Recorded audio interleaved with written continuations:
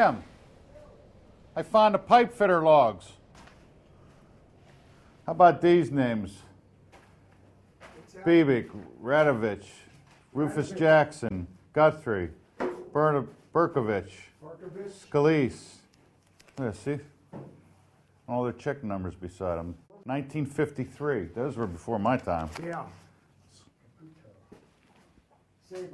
He's still alive. I ran into him at Mike Casarda's funeral 2 years ago.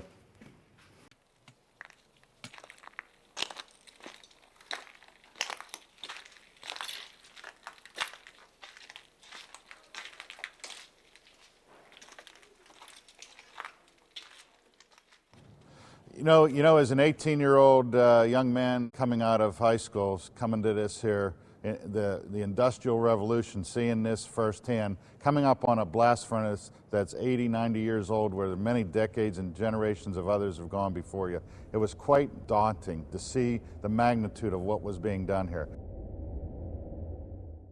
We were in charge of a volcano, and it was a controlled volcano. We would put materials into the volcano. It would tell us when they were heated and turned into a liquid.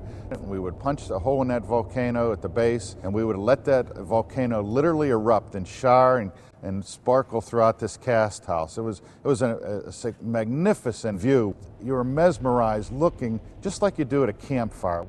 This was a fire that roared, so hot, so inviting, but at the same time so dangerous. And just traveling there and around it was a feat itself, because now you're in full clothing equipment. Your vision is impaired by the hood and the goggles that you're wearing.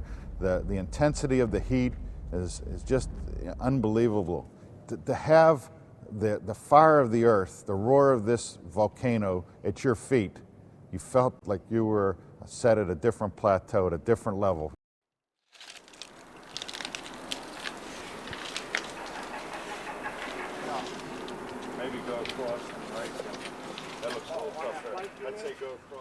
And this was the place that in the wintertime you never had to get a haircut, because when you were working up here and you had the gas lances on, you would take your head and stick it down like this to look up underneath to see how much material is coming out or how much is out of the car.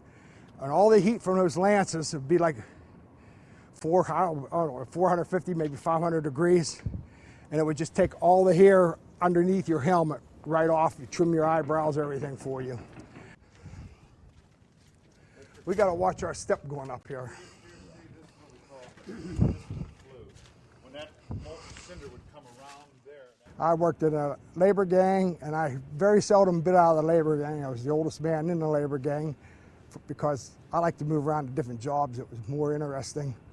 You would perspire so badly with the salt tablets and everything that you could take your shirt off, and when you hang it up, and when it would dry, you could actually see the white streaks of salt running down your shirts. You could taste it.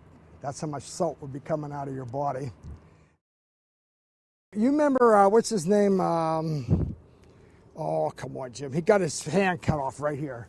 Oh, yeah, he had no fingers. Yeah, he had no fingers. Uncoupling a car? Yeah, he got his hand in between the coupling on the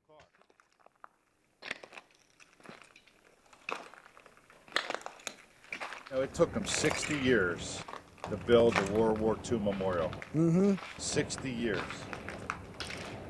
How long is it going to take to build something that preserves something here, just something, and designate it and work it through to preserve the history of this, not this plant only, or any, it doesn't have to be. It'll be gone by then. Yeah, me and you probably won't see it in our life. No. I don't know, my grandkids will see something to be preserved. It took 60 years to build a World War II memorial.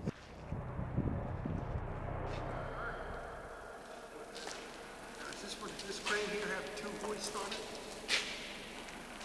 There's the main hoist. Going out in his locker.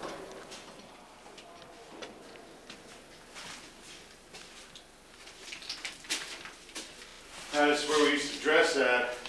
I never got to clean my locker, did I? Because we got laid off and thought we were coming back in 6 weeks and we never returned. So I had money, I had canned goods, I had some personal stuff, not really valuable, but This used to be the boiler shop and the pipe shop, and all the drawings for the plant were in here. Carnegie steel Carrie blast furnace, 1926.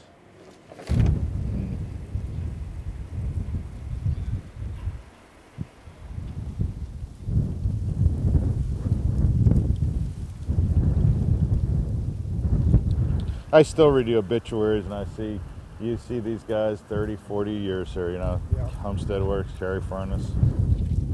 You look at a name, see if you can pick it out.